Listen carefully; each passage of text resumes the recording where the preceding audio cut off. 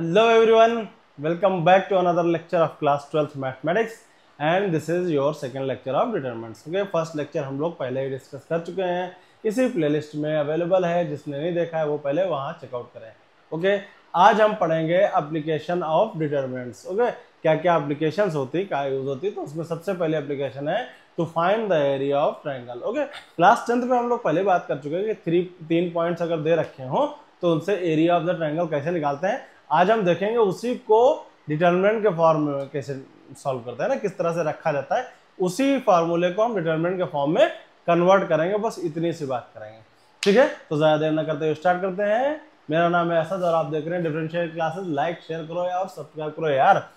ठीक है, तो क्लास 10 में हमने क्या पढ़ा कि अगर कोई पॉइंट दे रखा हो x1 y1 x2 y2 and x3 y3. Okay, तो एरिया ऑफ द ट्रायंगल क्या होता है, हाफ, सबने पढ़ रखा होगा, y2 minus y3 plus x2 y3 minus y3 minus y1 plus x3 y1 minus y2. Okay, सबने पढ़ लिया. अब अगर ध्यान से देखो, इसमें अगर हम माइनस कॉमन ले लें, यहाँ पे है ना, माइनस अगर कॉमन ले लें तो y1 पहले हो जाएगा, y3 बाद में चला जाएगा. ठीक, तो चलो चुपके से माइनस हमने कॉमन ले लिया, माइनस हमने कॉमन ले लिया चुपके से, और ये क्या किया, ये हो गया y1 माइनस y3. ठीक है, अब एक डिटरमिनेंट बनाते हैं हम लोग. ठीक, एक डिटरमिनेंट बनाते हैं. देखो 1/2, ठीक, x1 x2 x3 y1 y2 y3 1 1 1. ठीक, अगर इस डिटरमिनेंट को हम लोग फर्स्ट कॉलम के अबाउट एक्सपेंड करें तो ध्यान से देखो, क्या ये सेम चीज है कि नहीं, है कि नहीं. तो अगर हमारे 3 पॉइंट दे रखे हैं, उनको अगर हम इस फॉर्मेट में लिख लें, उसके बाद इसका डिटरमिनेंट निकाल दें, तो आंसर सेम आएगा कि नहीं आएगा. देखो ध्यान से देखो, देखो क्या किया, 1/2 बाहर रहने दो. ठीक, देखो x1 रोका है ना, x1 रोका, कितना होगा y2 माइनस y3. ठीक, फिर x2 रोका, x2 रोकेंगे तो ये रो, ये कॉलम गई, ये रो गया, कितना बचा y1 माइनस y3 है ना, माइनस x2 कितना आ जाए y1 माइनस y3. अब x3 रोका, देखो y1 माइनस y2 है ना, x3 रोका प्लस का y1 माइनस y2 हो गया. देखो सेम चीज है, इसका एक्सपेंशन ही तो ये फार्मूला है. समझ में आ रही बात. इसका मतलब ये कि अगर कोई भी 3 पॉइंट दे रखे हो तो उसको हम इस फॉर्मेट में लिख लें, उसके बाद उसका क्या निकालना है, डिटरमिनेंट निकालना है. तो जो डिटरमिनेंट आएगा वही क्या होगा, एरिया ऑफ द ट्रायंगल होगा. क्लियर है, किसी को कोई डाउट तो नहीं है, उम्मीद है सबको समझ में आ रहा होगा. ठीक है, तो हमको करना क्या है, सिंपल सी बात, जब 3 पॉइंट दे रखी है, उन तीनों पॉइंट को हम लोग क्या करेंगे, सबसे पहले डिटरमिनेंट के फॉर्मेट में लिख लेंगे, उसके बाद उसका डिटरमिनेंट निकाल लेंगे. और जरूरी नहीं कि फर्स्ट रो के अबाउट ही निकालो, फर्स्ट कॉलम के अबाउट ही निकालो, सेकंड रो के अबाउट ही निकालो, सेकंड कॉलम के अबाउट निकालो. आपने डिटरमिनेंट के फॉर्मेट में लिख लिया, फिर आपको जिस तरह से करना है उस तरह से करो, आंसर क्या आएगा, सेम आएगा. ये बात हम लोग प्रीवियस लेक्चर में डिस्कस कर चुके हैं. अभी तक की आपने क्लास 10th में यही फार्मूला पढ़ा था, है ना. लेकिन अगर आप इन पॉइंट्स को डिटरमिनेंट के फॉर्मेट में लिख लीजिए तो आप जैसे भी चाहे वैसे एक्सपेंड कर लीजिए. जरूरी नहीं है फर्स्ट कॉलम के अबाउट ही एक्सपेंड करिए, फर्स्ट रो के अबाउट भी कर सकते हैं, फर्स्ट कॉलम के अबाउट भी कर सकते हैं, सेकंड रो के अबाउट भी कर सकते हैं, सेकंड कॉलम के अबाउट भी कर सकते हैं. क्लियर है, तो यहाँ पे ये फायदा हो जाएगा हमारा, समझ गए. और फॉर्मूला याद नहीं करना पड़ेगा, वो एक अच्छी चीज. ठीक चलो नेक्स्ट पे आते हैं, करके देखते हैं क्वेश्चन पे. खांसी आ रही है. x1 y1 x2 y2 x3 y3. ठीक, तो क्या करेंगे, सबसे पहले इसको डिटरमिनेंट के फॉर्मेट में लिख देते हैं. ठीक, x1 x2 x3, x1 कितना है 3, x2 कितना है माइनस का 4, x3 कितना है 5. ठीक, y1 कितना है 8, y2 कितना है 2, y3 कितना है 1, और इधर 1 1 1. ठीक, अब इसका आपको क्या निकालना है, डिटरमिनेंट निकालना है. और डिटरमिनेंट क्या होता है, एरिया ऑफ द ट्रायंगल होता है. क्लियर, तो एरिया ऑफ द ट्रायंगल कितना आ जाएगा, फार्मूला कोई भी फर्स्ट रो के अबाउट करो, फर्स्ट कॉलम के अबाउट करो, जो मर्जी है करो, जरूरी नहीं है. अब ठीक है, आपको डिटरमिनेंट निकालना है। 3 को रोका, ठीक, हम फर्स्ट रो के अबाउट कर रहे हैं, ठीक है, फर्स्ट रो के अबाउट कर रहे हैं। 3 को रोका, 2 - 1, फिर -8 को रोका, -8 को रोका कितना, -4 और माइनस का 5, फिर प्लस का 1, क्या किया, -4 -10, ठीक। सब लोग इसको सॉल्व कर सकते हैं, सॉल्व करिए, आंसर निकालिए, काम खत्म, ठीक है। किसी को कोई दिक्कत, उम्मीद है, मतलब इसमें कोई बड़ी बात नहीं। अच्छा, पहले क्या होता, फर्स्ट जो पहले वाला जो क्लास 10 में पढ़ा था वो एक फार्मूला था, वही रटना था। अगर वही आपने नहीं रटा है तो आप क्वेश्चन में गड़बड़ी कर देंगे। लेकिन यहाँ पे आपने क्या किया, उसको डिटरमिनेंट के फॉर्मेट में लिख लिया, ठीक है। अब क्या करोगे, आराम से सिंपल सी बात यह है कि आप चाहे फर्स्ट रो के अबाउट कर लीजिए, सेकंड रो के अबाउट कर लीजिए, थर्ड रो के अबाउट कर लीजिए, है ना, फर्स्ट कॉलम के अबाउट कर लीजिए, सेकंड कॉलम के अबाउट, जिसके अबाउट करना है उसके अबाउट करिए, कोई फर्क नहीं पड़ेगा, आंसर क्या आएगा, सेम आएगा। ओके, चलो भाई नेक्स्ट क्वेश्चन पे आते हैं। क्या दे रखा, अब क्या कहा, फाइंड द वैल्यू ऑफ के if the area of the triangle. अब अगर एरिया ऑफ द ट्रायंगल आपको दे रखा है तो क्या निकालना है, के की वैल्यू निकालनी है, समझ गए। तो ठीक है, देखते कैसे निकालना है। क्या दे रखा है, ये x1 y1 x2 y2 x3 y3, ठीक है। तो सबसे पहले वही सेम चीज डिटरमिनेंट के फॉर्मेट में लिखते हैं, ठीक, के 4 और 0, फिर 0 0 2 1 1 1, ठीक। अब देखो एरिया ऑफ द ट्रायंगल दे रखा है 4 स्क्वायर यूनिट, ठीक। अच्छा, 4 तो प्लस भी हो सकता है, माइनस भी हो सकता है, क्यों, क्योंकि जब भी हम किसी चीज का एरिया निकालें या लेंथ निकालें या वॉल्यूम निकालें, ये क्या भी हो सकता है, प्लस भी आ सकता है, माइनस भी आ सकता है कि नहीं, समझ में आ रही बात भाई।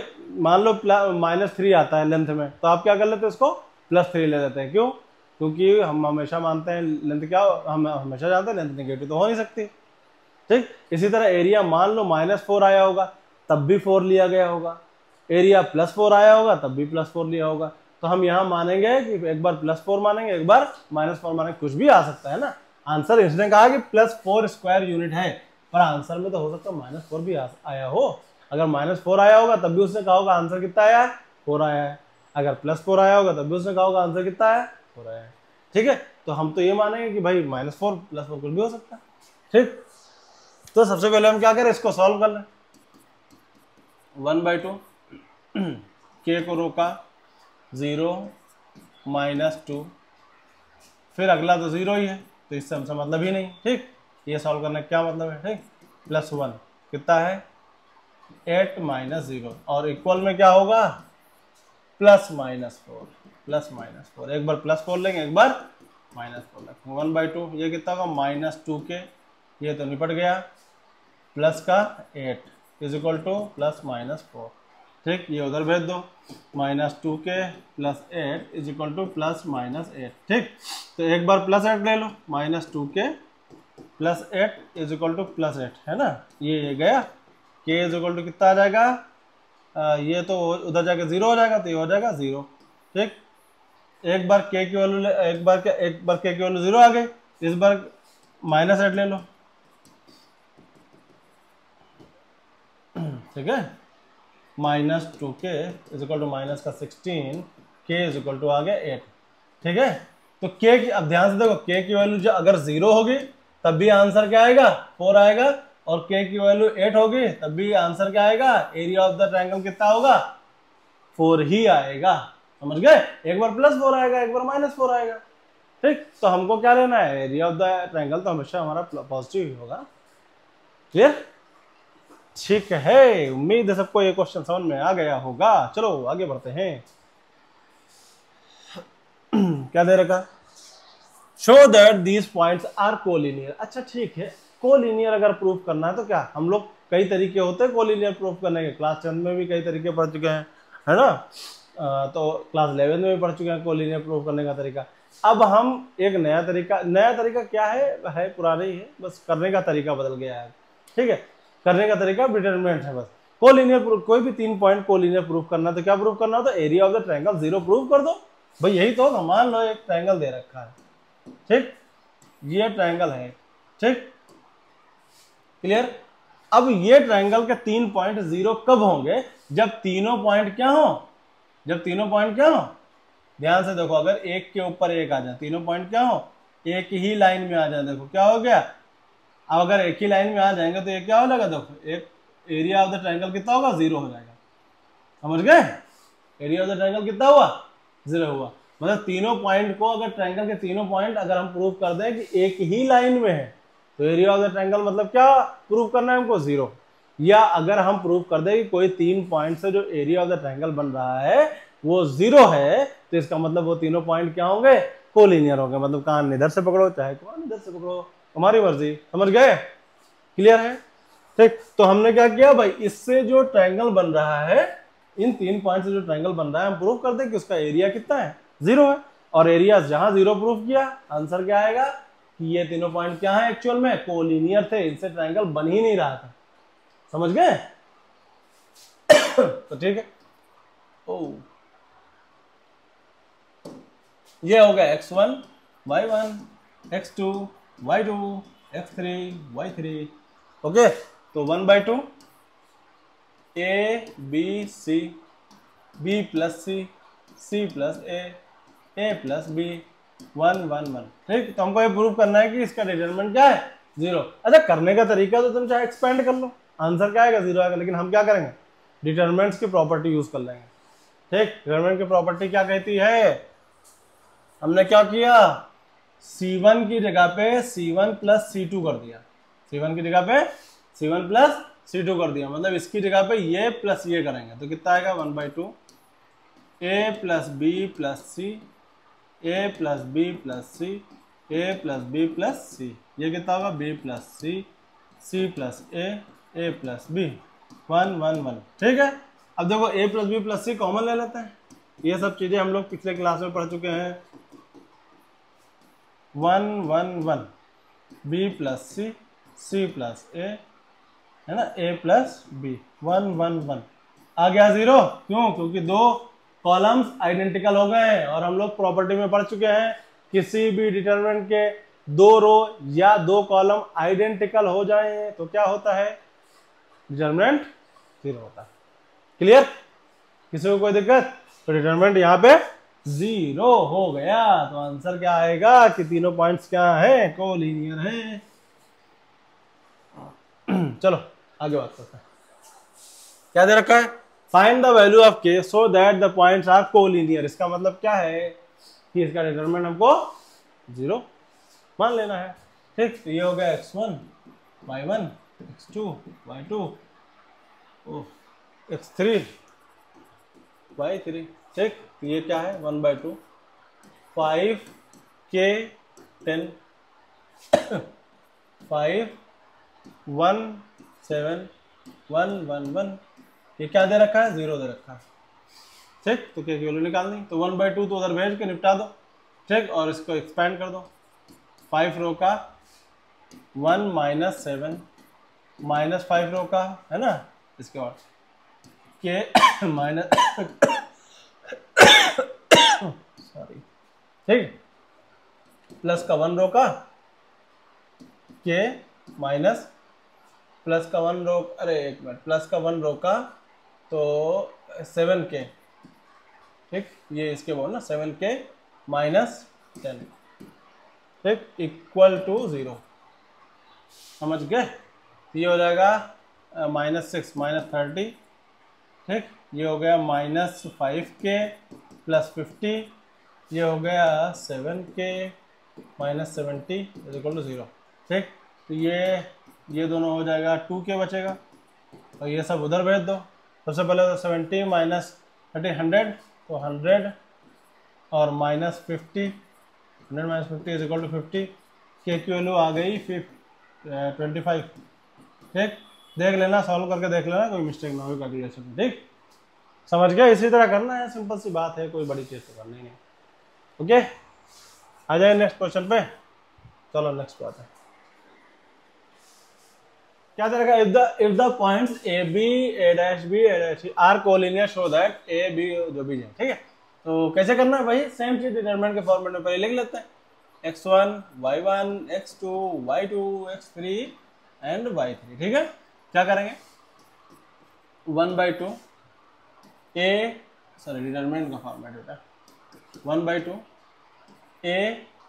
a dash a minus a dash b b dash b minus b dash और थर्ड पॉइंट 1 1 1। ठीक, इक्वल टू क्या है 0। अच्छा, इसको चाहो तो डिटरमिनेंट की प्रॉपर्टी लगा के थोड़ा बहुत इसको आसान कर सकते हैं। ठीक है, उसके बाद एक्सपेंड कर लो या डायरेक्ट एक्सपेंड कर दो, कोई फर्क पड़ता नहीं, आंसर दोनों में क्या आएगा सेम ही आना है। ठीक है, तो हम लोग डायरेक्ट एक्सपेंड करके देख लेते हैं। 1/2 तो उधर भेजो और निकाल लो, खत्म करो काम है 1/2 का। ठीक, और फर्स्ट रो के अबाउट एक्सपेंड कर देते हैं। ए कितना होगा b dash minus b minus b dash. ठीक है, माइनस का b कितना होगा a डैश माइनस का a minus a dash.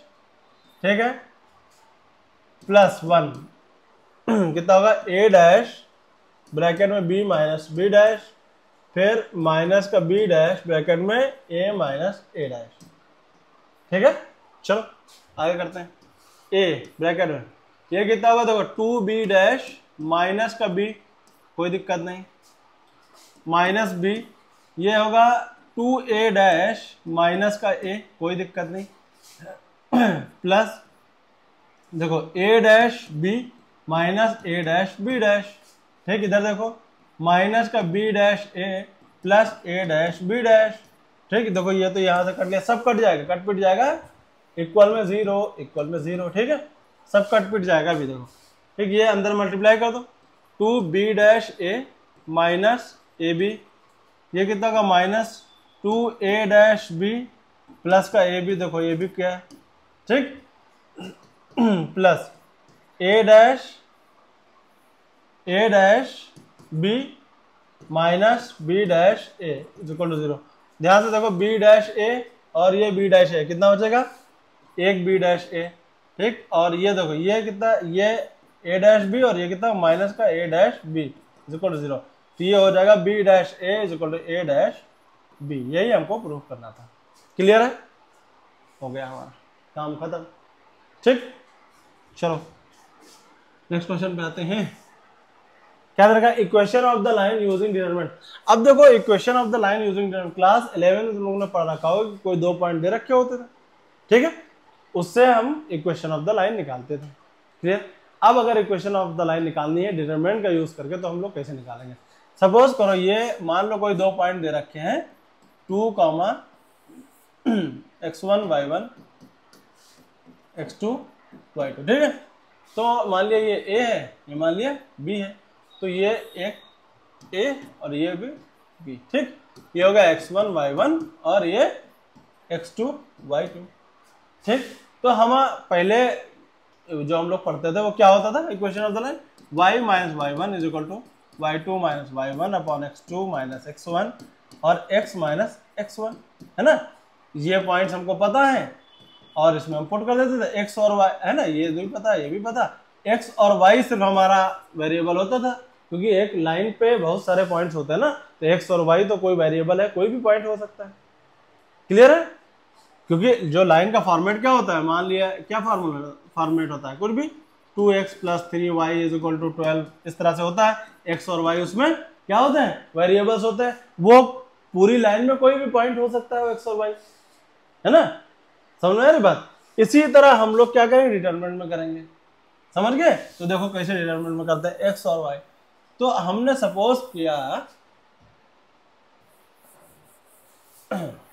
Suppose किया कि कोई ये AB कोई लाइन है, इसके ऊपर कोई पॉइंट है x, y।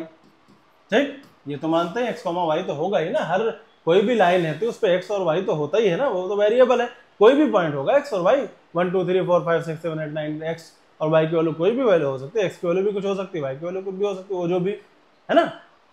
क्लियर, तो अब हम क्या करेंगे इसको सिंपल से सॉल्व कर लेंगे। ये x1 y1 x2 y2, ठीक, ये कितना होगा x1 y1, ये x2 y2 और ये x3 y3।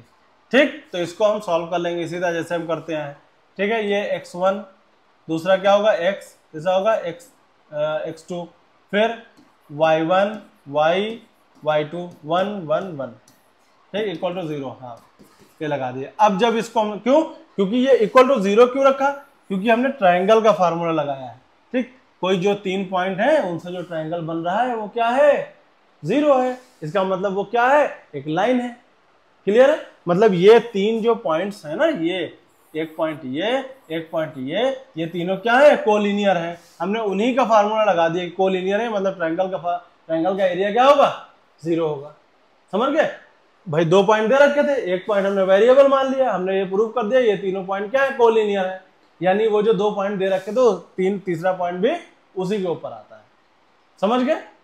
क्लियर? तो चलो इस पे क्वेश्चन करके देखते हैं, उसके बाद थोड़ा और ज्यादा क्लियर होगा। ठीक, क्या दे रखा है, मान लिया ये पॉइंट ए है, ये ए है, ये बी है, ये कितना है 1,2 है, और ये कॉमा है 3,6। इससे हमको क्या निकालना है, इक्वेशन ऑफ द लाइन निकालनी। ठीक है, तो हमने मान लिया इसके ऊपर कोई एक पॉइंट है कहीं पे x, y, वो कहीं पे हो सकता है, यहाँ यहाँ यहाँ यहाँ यहाँ, बाहर भी हो सकता है और इधर भी हो सकता है ना? समझ में आ रही बात? वो पॉइंट यहाँ भी हो सकता है। ये जो लाइन, तो लाइन की लेंथ तो इनफाइनाइट होती है ना, वो तो कहीं भी हो सकता है। समझ गए? तो इधर हो सकता है, इधर हो सकता है, कहीं भी हो सकता है, कोई फर्क नहीं पड़ता। ठीक, तो ये कितना होगा, ये होगा x1 y1 x2 y2, ये होगा x3 y3।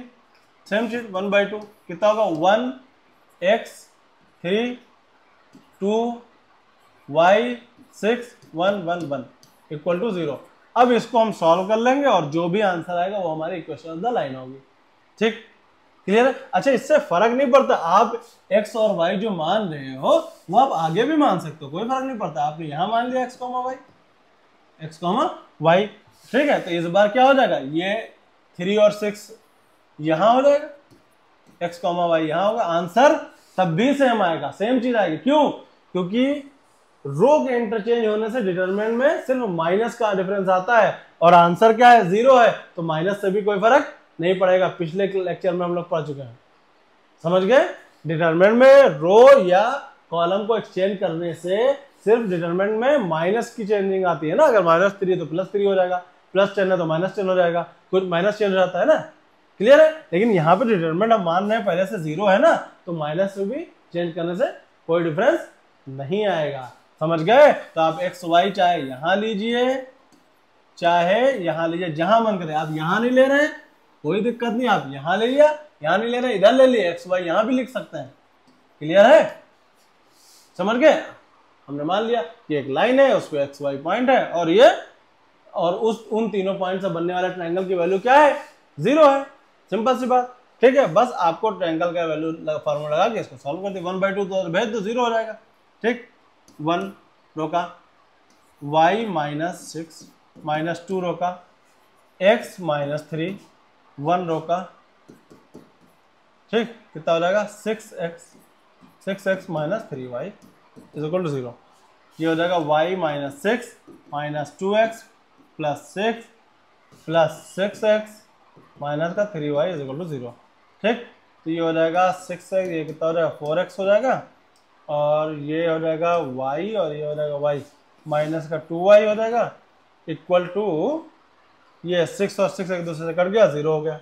ठीक, इक्वल टू 0। तो इक्वेशन ऑफ द लाइन ये आ गई। इसको और सॉल्व हो जाएगा, देखो 2x - y is equal to 0। Equation of the line आ गई हमारी। क्लियर? किसी को कोई दिक्कत? उम्मीद है किसी को कोई दिक्कत नहीं होगी। ठीक है, समझ में आ गई बात?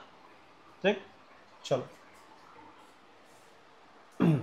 क्या दे रखा है, वही असर्शन रीजन वाला। ठीक, क्या दे रखा है, ये सारी चीजें, ए ट्रू आर फॉल्स, ये सब चीजें हम लोग पीछे लेक्चर्स में डिस्कस कर चुके हैं कि किस तरह से ऑप्शन आते हैं। ठीक है, क्या दे रखा है, क्या कहा है इन्होंने, let A is equal to this. कोई ए है, ठीक, बी इतना है, सी इतना है। ठीक, तो इन्होंने क्या कहा, determinant of A is equal to determinant of plus determinant of B is equal to determinant of C. तो देखो क्या ऐसा होगा, बिल्कुल होगा। क्यों? ध्यान से देखो, अगर हम डिटरमिनेंट के बारे में बात करें तो डिटरमिनेंट ए कितना है, देखो 1 2 -3 0 3 1 ए बी सी, और बी के बारे में बात करें डिटरमिनेंट ऑफ बी 1 2 -3 0 3 1 और x y z। ठीक, अब देखो ये डिटरमिनेंट ऑफ ए है, डिटरमिनेंट ऑफ बी है। ठीक, हम लोग पहले भी बात कर चुके हैं इससे पहले कि कोई भी डिटरमिनेंट अगर इस फॉर्मेट में लिखा हो प्लस के फॉर्मेट में तो उसको हम ब्रेक कर सकते हैं अगर वो डिटरमिनेंट के फॉर्मेट में है। तो पिछले लेक्चर में डिटरमिनेंट्स की प्रॉपर्टी में हम पढ़ चुके हैं, ध्यान से देखो ये सेम चीज है ठीक। और देखो इसका समेशन है ये और ये, इन दोनों का क्या है समेशन है ना। इस डिटरमिनेंट्स को ब्रेक करके लिखा गया है। इसको क्या लिख सकते हैं हम, लिख सकते हैं ना 1 2 -3 0 3 1 ABC प्लस 1 2 -3 0 3 1 XYZ लिख सकते हैं ना। इस वाले डिटरमिनेंट को ब्रेक करके लिख सकते हैं कि लिख सकते हैं। देखो सेम चीज ही तो लिखी है, यही तो लिखा है, देखो सेम ही चीज तो है, क्लियर है। इस डिटरमिनेंट को ब्रेक कर दिया हमने, खाली दो डिटरमिनेंट के फॉर्मेट में आ गया। तो ये क्या है, ट्रू है, एकदम ट्रू है। लेकिन क्या ये फॉल्स ट्रू है, a + b = c, क्या ये सही है? a और b तो मैट्रिक्स है ना, डिटरमिनेंट थोड़ी है। तो क्या इसको डिटरमिनेंट के फॉर्मेट में है तो इसको हम ब्रेक कर सकते हैं। लेकिन अगर यही मैट्रिक्स के फॉर्मेट में लिखा होता, सपोज करो ये लिखा होता, इस तरह से ना लिखा हो के ये होता, तो पहला वाला तो ट्रू हो गया, फर्स्ट ट्रू हो गया। अब अगर हम कह दें कि नहीं ये इस तरह से लिखा है, मैट्रिक्स के फॉर्मेट में लिखा हुआ, ठीक, ये मैट्रिक्स है, डिटरमिनेंट नहीं है, तो बेटा अगर a + b अगर आप जोड़ेंगे तो मैट्रिक्स a + मैट्रिक्स b अगर हम जोड़ेंगे तो कितना आएगा, 1 + 1, सब जोड़ना पड़ेगा, 2 + 2, सारे एलिमेंट्स जोड़ने पड़ेंगे, ठीक है, 0 + 0, 3 + 3, 1 + 1, a + x, b + y, c + z। क्या ये इक्वल है c के? क्या ये c है? नहीं, क्यों? क्योंकि c तो कुछ और है, समझ गए। तो देखो कितना, मतलब इसमें तुमको इस बात का क्लैरिफिकेशन हो गया होगा कि डिटरमिनेंट और मैट्रिक्स देखो कितने अलग अलग चीजें हैं, समझ गए। मैट्रिक्स के फॉर्मेट में लिखा है तो चीजें अलग तरीके से चलती हैं, कॉमन लेने का तरीका भी अलग हो जाता है, हम लोग लेक्चर में डिसाइड कर चुके हैं। और डिटरमिनेंट के फॉर्मेट में लिखा हो तो कॉलम एक रो से या एक कॉलम से होता है।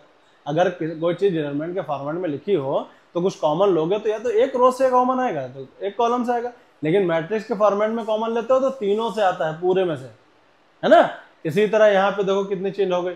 अगर डिटरमिनेंट के फॉर्मेट में लिखा होता तो सिर्फ इसको ब्रेक कर सकते थे, कोई दिक्कत नहीं, है ना, आंसर सेम आता। भाई इसका डिटरमिनेंट निकालोगे, अगर इसका डिटरमिनेंट तुम निकालो और इसका डिटरमिनेंट निकालो और इसका डिटरमिनेंट निकालो, ऐड कर दो तो दोनों के इसके बराबर आ जाएगा। लेकिन मैट्रिक्स के फॉर्मेट में सिस्टम अलग है, तो ये क्या है, फॉल्स है। A is true but R is false। कौन सा आंसर होगा, C, ये ऑप्शन सही होगा, ठीक, answer number 3, A is true but R is false। Okay, तो उम्मीद है आज का लेक्चर सबको समझ में आया होगा। इसके क्वेश्चन इसे प्लेलिस्ट में अपलोड कर दिए जाएंगे, सब MCQs होंगे क्योंकि MCQs ही आजकल सबसे ज्यादा पूछे जाते हैं, ठीक है। तो आज का लेक्चर हम लोग यही खत्म करते हैं, और इसके रिलेटेड क्वेश्चन आप NCERT में भी कर सकते हैं, सवाल से भी कर सकते हैं, आप जिस बुक से करना चाहें वो कर सकते हैं, ठीक है। तो टाटा, बाय बाय।